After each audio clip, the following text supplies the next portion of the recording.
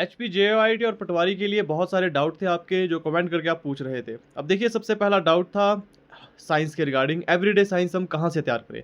देखिए अगर आप जेओआईटी की तैयारी कर रहे हो उसके लिए आपको एवरीडे साइंस की तैयारी करनी है। तो आप एमसीक्यूज़ क्वेश्चन से अपनी तैयारी कर सकते हो। ज़्यादा ध्यान देने की ज़रूरत नहीं है फिर एवरीडे साइंस पे। अगर आप पटवारी की तैयारी कर रहे हो तो आपको टॉपिक वाइज़ एवरीडे साइंस तैयार करना ही होगा क्योंकि पटवारी में काफ़ी ज़्यादा क्वेश्चन आते हैं साइंस से। अब दूसरा जो क्वेश्चन था यहाँ पे हिंदी, इंग्लिश और एचपीजी के कितना इनफ होगा जेओआईटी के लिए? देखिए मैं आपको पहले बता चुका हूँ Hindi grammar, English grammar. Hindi grammar तो आपने सारा ही कवर करना है। अब इंग्लिश ग्रामर में सिनोनिम्स, आपके एंटोनिम्स हो गए, वन वर्ड सब्स्टिट्यूशन हो गया। ये कुछ एक टॉपिक है जिन्हें आप स्किप कर सकते हो क्योंकि ये बहुत ज़्यादा होते हैं, इन्हें हर एक को याद रखने का समय नहीं होता है। बेसिक चीज़ें आपने तैयार करनी है इंग्लिश ग्रामर में जो कि मैंने पहले ही वीडियोज़ में बताया हुआ है, उन वीडियोज़ को चेक ज़रूर कर लेना। अब यहाँ पे एचपी जीके की अगर बात करते हैं तो डिस्ट्रिक्ट वाइज़ जीके आपने तैयार करना है, डिस्ट्रिक्ट वाइज़ हिस्ट्री आपकी। सबसे ज़रूरी कांगड़ा डिस्ट्रिक्ट की हिस्ट्री, कुल्लू, उसके बाद आपका जो भी बाकी स्टेट होता है जैसे कि माफ़ कीजिएगा बाकी आपके यहाँ पे डिस्ट्रिक्ट होगी आपकी सिरमौर हो गया, शिमला हो गया, इनकी डिस्ट्रिक्ट की आपने हिस्ट्री तैयार करनी है। फिर हिमाचल प्रदेश की ज्योग्राफी, लेक्स, रिवर, दर्रे कौन-कौन से हैं, माउंटेन रेंज जो यहाँ पे है, वो चीज़ें आपने क्लियर करनी है। इंडियन जीके के लिए मैंने आपको बताया आप मैराथन क्लासेस की हेल्प ले सकते हो।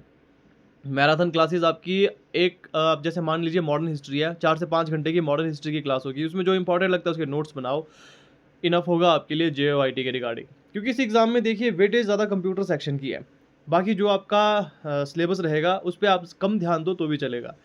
लेकिन इतना भी कम नहीं देना है कि आप उसे पढ़ो ही ना, ठीक है? जो चीज़ें मैंने आपको सिलेबस के रिगार्डिंग एक वीडियो बनाई थी, उसे आपने ज़रूर देखना है। अब बात करते हैं मॉक टेस्ट के बारे में। अब मॉक टेस्ट कहाँ से करें? अब देखिए फ्री में मॉक टेस्ट ढूँढना बहुत मुश्किल होता है। बहुत सारी वेबसाइट है जहाँ पे आपको फ्री में मॉक टेस्ट मिल जाएँगे, लेकिन वो काफ़ी पुराने हैं।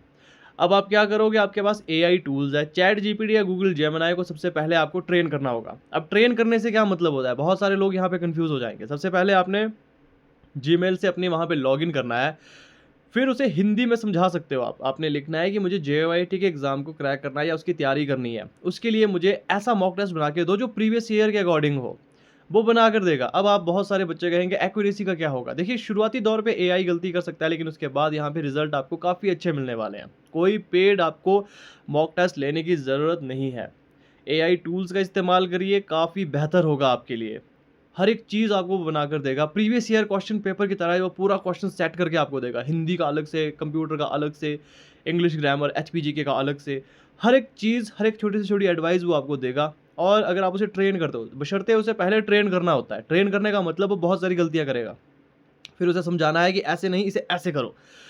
तो आप इस बेहतर तरीके से मॉक टेस्ट भी वहाँ से लगा सकते हो। अब बात करते हैं यहाँ पे जो अगला डाउट था कि क्या पूरे हिमाचल में हमारी जॉइनिंग हो सकती है? जी हाँ, जो आपने डिपार्टमेंट सेलेक्ट किया होगा, जैसे मान लीजिए जो अभी जेओआईटी की भर्ती है, जब आप एग्ज़ाम क्लियर कर दोगे, टाइपिंग क्लियर कर दोगे, आपकी डॉक्यूमेंटेशन हो जाएगी, फिर आपको एक फॉर्म फिल करना पड़ता है। उस फॉर्म में क्या होता है कि आपसे वहाँ पे आपकी प्रेफ़रेंस माँगी जाती है। अब जिस डिपार्टमेंट में आप जाओगे, जहाँ-जहाँ उसकी ऑफ़िस है, वहाँ-वहाँ आपकी जॉइनिंग हो सकती है। तो पूरे हिमाचल में आपकी जॉइनिंग हो सकती है।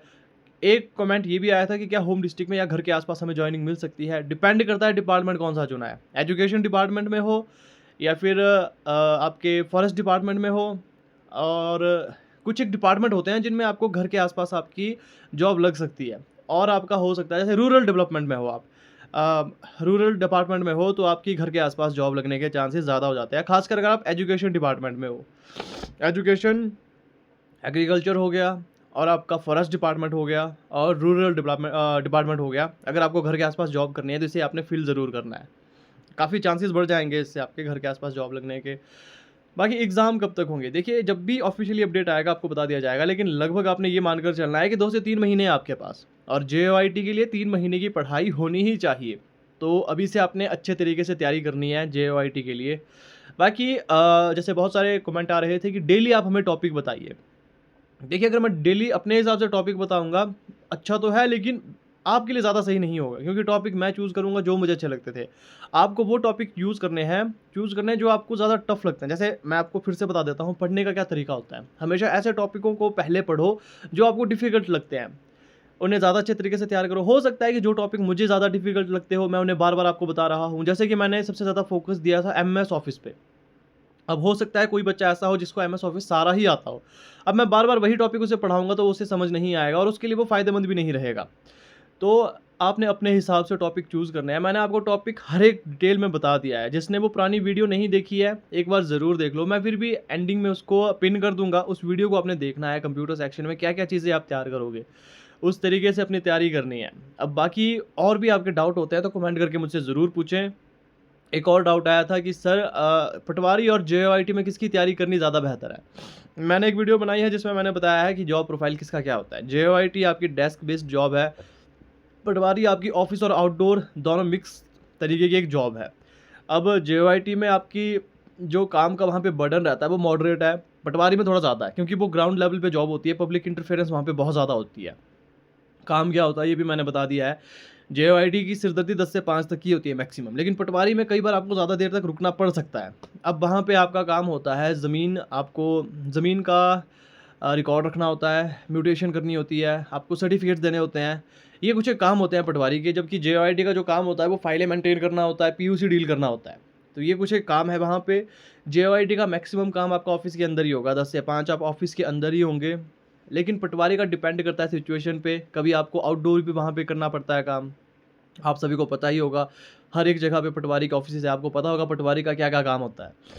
वहीं अगर बात करते हैं आपके और भर्तियों की, जैसे कि आपका फ़ॉरेस्ट असिस्टेंट हो गया, जब इसके यहाँ पे ऑफ़िशियली नोटिफ़िकेशन आएगी, कुछ एक चीज़ें इसके बारे में पता लगता है, तो आपको बता दिया जाएगा हर एक चीज़ के बारे में। बहुत सारी भर्तियाँ आने वाली है। जो भी तैयारी कर रहे हैं, आप अच्छे तरीके से तैयारी करें, बहुत सारी भर्तियाँ आपको इस साल देखने को मिलेगी। सबसे ज़्यादा फ़ोकस रहने वाला है जेओआईटी पे। क्लर्क के पोस्ट यहाँ पे बहुत ज़्यादा खाली है, तो जेओआईटी की तैयारी अपने अच्छे तरीके से करनी है। जेओआईटी कुछ ज़्यादा टफ एग्ज़ाम नहीं है, बहुत ही ईज़ी है। सिस्टमैटिक वे में अगर आप इसे तैयार करते हो, ईज़िली आप 3 महीने के अंदर इस एग्ज़ाम को क्रैक कर सकते हो। अब जैसे पटवारी है, पटवारी 3 महीने में क्रैक नहीं होता। इसके लिए आपको तैयारी करने की ज़रूरत है, इसमें मैथमेटिक्स होता है। अब मैथमेटिक्स में ज़्यादा समय लगता है। आप सभी जानते होंगे कुछ एक टॉपिक ऐसे होते हैं जिसमें प्रैक्टिस करनी ज़रूरी होती है। जितनी प्रैक्टिस करोगे उतना अच्छा होगा।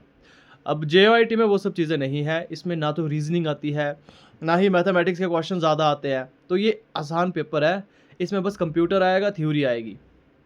कंप्यूटर भी आपका बिल्कुल ऐसा टॉपिक है जो काफ़ी ईज़ी है, काफ़ी एक दिलचस्प सा टॉपिक है ये, बोरिंग टॉपिक नहीं है ये, ज़्यादा ईज़ी है काफ़ी।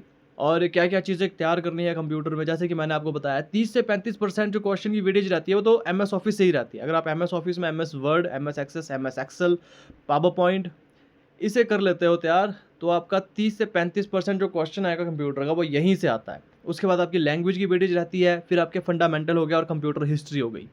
इसके बाद कंप्यूटर प्रिंटर्स हो गए, फिर आपके नेटवर्क, फिर टोपोलॉजीज़, फिर आपके बाइनरी नंबर। ये कुछ एक चुनिंदा टॉपिक है जहाँ से आपको तैयारी करनी ही होगी और ज़्यादा आपका इसमें डीपली घुसने की ज़रूरत भी नहीं है। जैसे लैंग्वेज में मैंने आपको पहले बताया कि ज़्यादा डीपली जाने की ज़रूरत नहीं है। तो ये कुछ एक डाउट थे जो आपके द्वारा पूछे गए थे। और भी डाउट होंगे आपके तो कमेंट करके आपने मुझसे ज़रूर पूछना है। बाकी मिलते हैं आपसे नेक्स्ट वीडियो में किसी नए अपडेट के साथ।